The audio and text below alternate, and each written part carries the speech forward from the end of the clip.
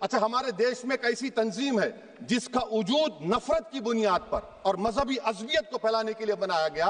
उनको तकलीफ है सेकुलरिज्म से, सोशलिज्म से, मगर हमारे संविधान के प्रियम्बल में लफ्ज सॉवरेन है। सॉवरेन का मतलब यह है कि हम खुद मुख्तार हैं, हम हाकिम आला हैं, हम अपने मुल्क के मुकद्दर का फैसला करेंगे। एक गोरा व्हाइट हाउस में बैठकर भारत की सीज फायर का ऐलान करेगा, यह आपका नेशनलिज्म है। अफसोस होता है मुझे सर।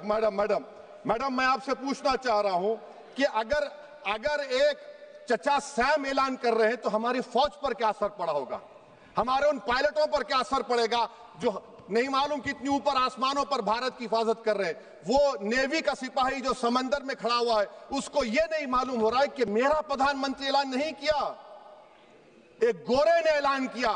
बड़ा ये आपके कैसा होगा ये। मैडम मेरा सवाल हुकूमत से यह भी है कि हम कोई एडवर्सेरियल कंट्री नहीं है अमेरिका के लिए, हम दोस्त हैं, स्ट्रेटेजिक रिलेशनशिप है। क्या क्या एग्रीमेंट हमने साइन नहीं किया, तो क्या ये दोस्ती निभा रहे हैं? मैडम मैं हिस्टोरिकल एग्जांपल दे रहा हूं, क्रुश्चेव और टीटो। क्रुश्चेव ने दबाव डाला, टीटो ने कहा मैं नहीं मानता, मैं नैम ज्वाइन करूंगा। मैडम फ्रांस और यूएसए, डिगोल को जब यूएसए ने दबाव डाला तो डिगोल ने कहा कि तुम दोस्त हो मगर हमारी खारिजा पॉलिसी आजाद ना है। मैडम वहीं पर आप देखिए गुजराल साहब, जिसको कहते सबसे कमजोर थे, वजीर आजम थे, उन्होंने बहादुरी का मजारा है कि रिफूलिंग करने नहीं दिया। वियतनाम 20 साल यूएसए लड़ा मगर झुका नहीं, और हम उनको बोल भी नहीं पा रहे, हम तो कोई दुश्मन मुल्क तो नहीं है अमेरिका के, ये आपको समझने की जरूरत है। और मैडम यहां पर वजीर खारजा ने कहा वो चीन गए, डिप्टी चीफ ऑफ स्टाफ ने कहा कि चीन के इक्विपमेंट एक लाइव लैब था हमारे उनके लिए। क्या आपने कहा चीन को कि तुमने क्यों दिया पाकिस्तान को हथियार? आप नहीं कहे। और मैडम आप जानते हैं कि रक्षा मंत्री ने कहा कि स्विफ्ट एंड प्रोपोर्शनेट, तो फिर जो इंडोनेशिया मिलिट्री अटैचे ने कहा कि हमको कहा गया मत मारो, हम सेल्फ डिफेंस में भी नहीं मार सकते थे पाकिस्तान को। और अगर आप ट्रंप के बयान को गलत कह रहे हैं कि 5 एयरक्राफ्ट नहीं गिरे, मैं यकीन करता हूं आपकी बात का, आप हमारे पायलट्स को कमेंट करिए ना, हमारे पायलट्स को कमेंट करिए कि हम अपने पायलट्स की तारीफ करते हैं, आप वो भी नहीं करना चाहते। मैं हुकूमत से जानना चाहता हूं मैडम कि क्या फ्रांस ने हमको सोर्स कोड नहीं दिया जिसकी वजह से हमारे एयरक्राफ्ट को क्या नुकसान हुआ? अब मुस्तकबिल में आप हथियार खरीदेंगे तो क्या आप सोर्स कोड हासिल करेंगे? और मैडम मैं आपको बताना चाह रहा हूं, मेरे सवाल का जवाब हुकूमत दे, हमारे पास सैंक्शन जो स्क्वाड्रन है 42 है, 60 साल के बाद सिर्फ 29 काम कर रहे हैं। पाकिस्तान के पास 25 हैं, चीन के पास 50 से ज्यादा हैं। 11 साल से आप सरकार में हैं, सबमरीन नहीं है, थर्ड एयरक्राफ्ट कैरियर कहां पर है आप बताइए। और मैडम FATF में लाना पड़ेगा आपको। अगर आप विश्व गुरु हैं तो हम आपको चैलेंज कर रहे हैं, आप G7 के कंट्रीज को, GCC को और चचा सैम को राजी कराइए कि पाकिस्तान को, मैडम खत्म कर रहा हूं, FATF में दोबारा लाया जाए।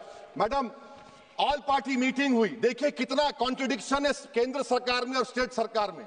ऑल पार्टी मीटिंग में मैं था, केंद्र सरकार ने कहा कि नहीं, बैसारन मिडोस पर तो कोई जा ही नहीं सकता, जून से पहले इजाजत लेना पड़ेगा। बाद में हमको मालूम हुआ कि साल भर खुला रहता मिडोस सिवाय बारिश और स्नो के।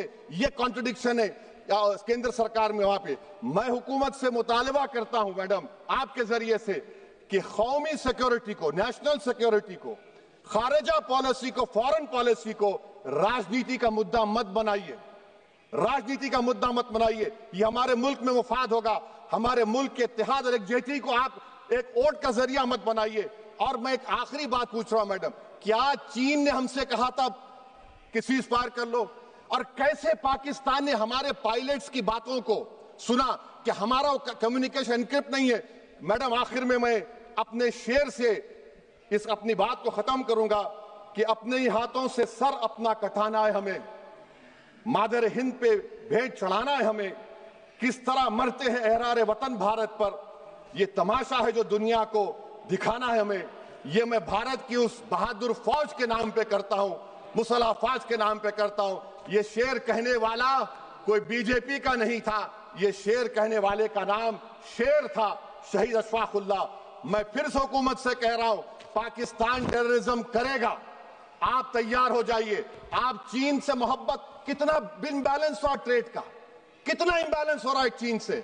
अच्छा, जब गलवान हुआ उस वक्त भी ट्रंप ने कहा था कि मैं बात करूंगा, हमने कहा नहीं बात करेंगे, जरूरत नहीं है। आज ट्रंप हमारे से पहले बोलता है इज्जत नफ्स भी कोई चीज होती है, इख्तिदार में कोई यहां रहेगा कोई वहां रहेगा, मगर इख्तिदार में इकबाल होना चाहिए। बदबख्ती की बात यह है कि आपने इकबाल को खो दिया। चेयरमैन साहिबा, मैं शुरुआत में अपनी तरफ से ताज़ियत पेश करना चाहूंगा उन 26 लोगों को जिनका नाम पूछकर और मुसलमान नहीं होने के नाते पर उनको गोली मारकर कत्ल कर दिया गया। मैं ताज़ियत पेश करना चाहूँगा मौलाना इकबाल को, जो पूंछ के मदरसा ज़ियाउल उलूम के मुदर्रिस थे। उस 5 साला लड़की मरियम को, जिसको पाकिस्तान की शेलिंग में उसका पेट फट गया। मैं ताज़ियत पेश करना चाहूँगा मैडम जैन अली और उर्वा फातिमा, इन दो जुड़वा भाई बहनों को जिनकी उम्र 14 साल थी। लांस नायक दिनेश कुमार को, बीएसएफ के सब इंस्पेक्टर मोहम्मद इम्तियाज को।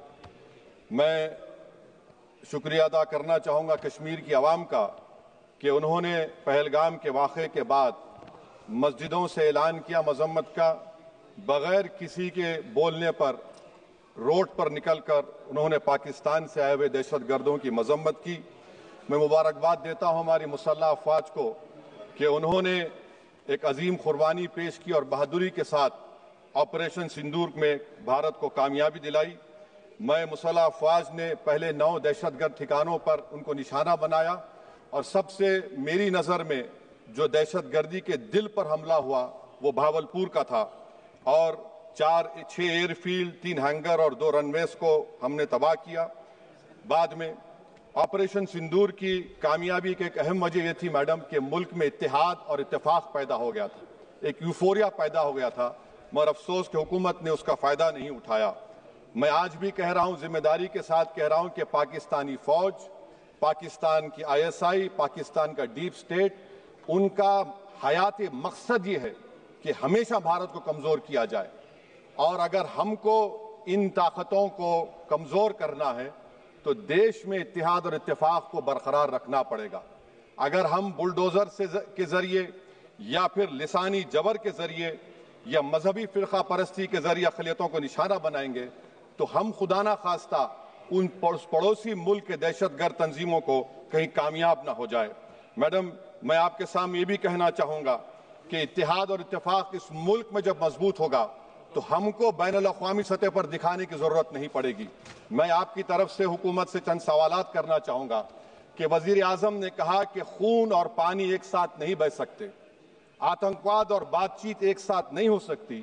तो मेरा सवाल आपके ज़रिए से वज़ीर आज़म और हुकूमत से ये है, फिर जिन इंसानों को बैसारा की वादी में मारा गया था, क्या आपका ज़मीर इस बात की इजाज़त देता है कि आप ट्रेड बंद कर दिए, पाकिस्तान का एयरक्राफ्ट हमारे एयर स्पेस में नहीं आ सकता, उनकी कश्ती हमारे पानी में नहीं आ सकती, ट्रेड खत्म हो चुका है डायरेक्ट इनडायरेक्टेड, आपका ज़मीर जिंदा क्यों नहीं है? किस सूरत से आप पाकिस्तान से क्रिकेट मैच खेलेंगे जब हम पानी नहीं दे रहे हैं? 80% पानी पाकिस्तान का हम रोक रहे हैं, ये कहकर के पानी और खून नहीं बहेगा, आप क्रिकेट मैच खेलेंगे? मैडम, मेरा ज़मीर तो गवारा नहीं करता कि मैं उस मैच को देखूंगा। क्या इस हुकूमत में इतनी हिम्मत है कि उन 25 मरने वालों को फोन करके कहे कि देखो हमने ऑपरेशन सिंदूर में बदला ले लिया, अब तुम पाकिस्तान का मैच देखो? बड़ी अफसोस की बात है मैडम, अकाउंटेबिलिटी किस पर है? पहलगाम किसने किया? 7.5 लाख हमारी फौज और सेंट्रल पैरामिलिट्री फोर्स है, ये कहां से 4 चूहे घुसकर हमारे भारत के नागरिक को मारे? अकाउंटेबिलिटी किस पर फिक्स होगी? एलजी पर फिक्स होगी तो एलजी को बरतरफ करिए, आईबी पर आती है तो एक्शन लीजिए, पुलिस पर आती है तो एक्शन लीजिए, मगर आप ये समझ रहे हैं कि ऑपरेशन कर दिया और हम खामोश लोग भूल जाएंगे। अकाउंटेबिलिटी फिक्स करना पड़ेगा। मैडम, डिटरेंस आपकी क्या है?